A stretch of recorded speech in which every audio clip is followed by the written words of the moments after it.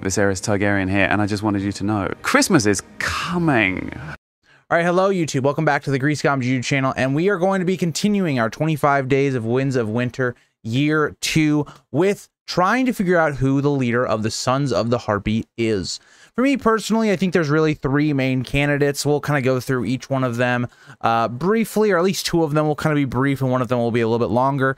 But let's kind of get into the first one. So the first one is going to be Hizdar. Hizdar is kind of the most thrown in your face. That's who people in the story believe is the leader of the Sons of the Harpy. There is some evidence here that you could maybe look at. The first being, there are these locusts that are actually involved in the chapter in which Dany rides Drogon that are poisoned. That possibly it could have been Hizdar that poisoned them, seeing as though he refuses to eat them, but he says they're really good to Dany, and then gives some very loose explanations as to why he didn't eat them. It all comes off very suspicious in that nature. There's some other things on, if you just look at Hizdar's position, right? He's getting rid of a lot of Dany's people after Dany leaves. He's kind of really cementing his own power. Somehow he's able to make this promise the Sons of the Harpy will stop killing if Dany's betrothed to him.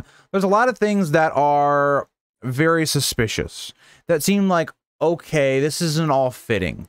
And so the way I kind of will always explain this is I feel like Hizdar is more of a puppet. He's kind of the face of the Sons of the Harpy while not really being in control of the Sons of the Harpy. The way I would look at this is like, if anyone's watched Iron Man 3, the Mandarin is this character that, it's a really bad plot twist, but the Mandarin is the character that is kind of the figurehead of this terrorist group when it's actually kind of somebody else that's kind of pulling the strings. So it's kind of the same idea here that I look at with this Marine plot, but I think if we look at the actual Sons of the Harpy and the religious like tones here, a Harpy is usually associated with a woman, and the Sons of the Harpy would imply that all of these people that are under the Sons of the Harpy are under a woman leader. And to me, I think it makes the most amount of sense for it to be the Green Grace. She has really a lot of influence. She's extremely powerful, being this very high priestess. She has a ton of influence, is kind of what I'm trying to say here. And when you look at a lot of her talks with Dany, because I think this is where you can really kind of figure out why I think she is the leader of the Sons of the Harpy. The way she talks to Dany is always very condescending. She's always talking down to Dany. She's always testing Dany's patience and what she's going to do in the future. And when you look at the way it feels like she talks to Dany, it's a very much sympathy of, you need to assimilate to our culture or you need to leave type talk. And what does that remind you of? It's going to remind you of the Sons of the Harpy, because the Sons of the Harpy do not like that all the slavery is going to be being taken away. All of their customs are being taken away. And that kind of reflects the Green Grace. And when you're also looking at this movement that seems somewhat religious in its origins, you're going to point to religious leaders like the Green Grace. Think about who pushes Dany to marry Hizdar. The Green Grace. It's not like Hizdar isn't the person that comes up with this whole elaborate thing. He might have suggested it to the Green Grace, but the Green Grace is the one that heavily pushes it. This all happens because the Green Grace does it. And so who do you think would be responsible for stopping all of these killings? Hizdar, who at this point seems just like a political figure, or one of the most powerful religious figures in probably Essos? Like, that's the way I look at it. And so I think when you take it from that angle, and you also, again, this is a comment that I got on the last video I did of this, which was about a year ago. A lot of these are kind of like, I've done them about a year and a little over a year ago. A comment that was left that I found very telling is, not only do like the killings of the Sons of the Harpy stop, but all killings stop. Like that, like, I mean, just from common people, right? Everything stops. Everything goes back to peace, and we're, you know, living in good times because Hizdar becomes king. And something that I think that was pointed out that was really good in the last one is, when we look at these locusts and them being poisoned, it really doesn't really make sense for the Green Grace to poison Dany, because in a lot of ways, having Dany still in power for the short term is actually beneficial to her. And I think it would have made a lot of sense. Actually, the opportune time to kill Dany would be after Hizdar gets a son on her, or a daughter, whichever, and then you kill Dany. So then you have the successor after Hizdar, and you have kind of that You basically have your power cemented. As of right now, Danny leaves and Hisdar is kind of on kind of shaky ground. Like, yes, he is building up his support and all that, but if he was to get assassinated, for instance, their reign will be at an end, and then you'd have a civil war. So it doesn't actually make sense when you take that outlook on it. It makes you kind of question some things. But there's also some things about the Green Grace that I find very telling. When you look at, she always seems to know information before Danny tells her. So like when we're talking about these killings and, you know, she'll tell the Green Grace, oh, this person died or this person died. The Green Grace gives off this vibe that she already knows what happened.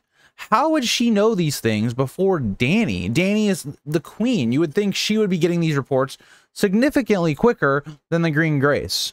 That doesn't seem like it's the case, but it would all make sense if the Green Grace is the one orchestrating these attacks.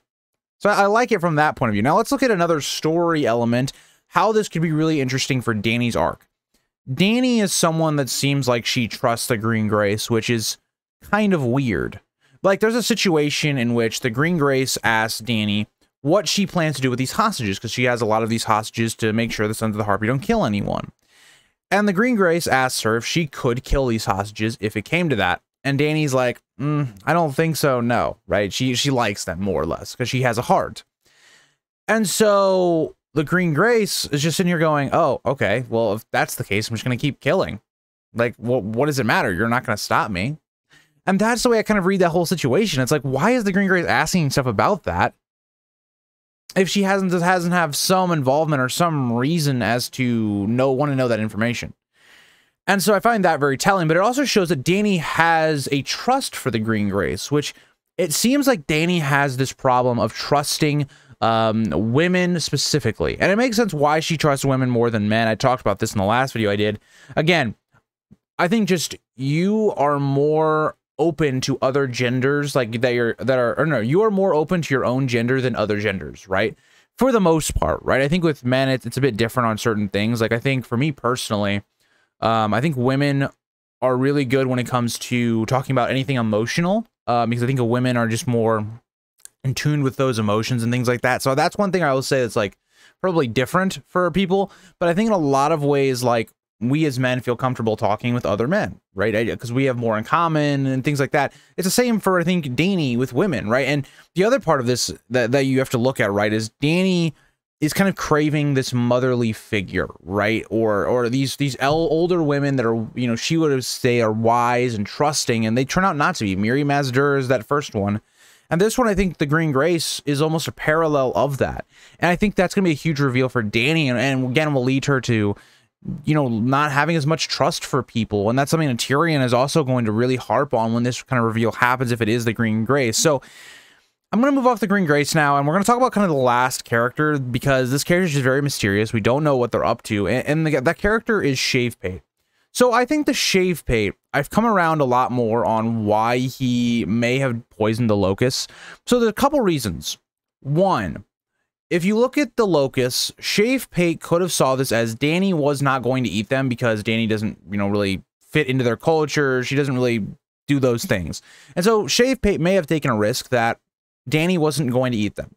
And so his thought process maybe was, okay, Hisdar will eat them, right? Hisdar is more with the culture. He would maybe try one and then bam, he's dead. Okay, maybe you could go from that angle. Also, Shavepate, you could look at the angle that Danny was going against a lot of what he wanted, right? And Shavepate, to gain more power, knew that probably Danny needed to go, and then he could deal with Hisdar like he actually ends up doing anyway with Barristan. And so I see a lot of motivation here for Shavepate to do those things. Now, is Shavepate the Sons of the Harpy leader? I don't think so. It doesn't really fit, right? Unless Shavepate is lying about his entire persona, which could be possible, but I don't really think what his motivations are and what the Sons of the Harpy's motivations are make any sense at all. So I don't think they correlate whatsoever. And I don't think we've been given a lot of information to think that maybe the Sons of the Harpy are being led by the Shavepate, or that he's even working with them. I think the Shavepate is someone that's very close to like a Littlefinger or a Varys type character, where they're very untrusting. There's someone that's trying to gain their own, you know, political gain and trying to get their ideologies out there and putting them in a position of prominence. So when you look at the Shave Pate, I think the Shave Pate's kind of almost a character of chaos, right? Trying to kill major political figures like Dany or Hisdar. Or maybe he shuts the gates at the Battle of Fire at Meereen and he just takes over the city, right? Barris and all the rest of our good forces with Tyrion, Victarion, they're all outside the walls. And now we have our forces sieging Meereen now.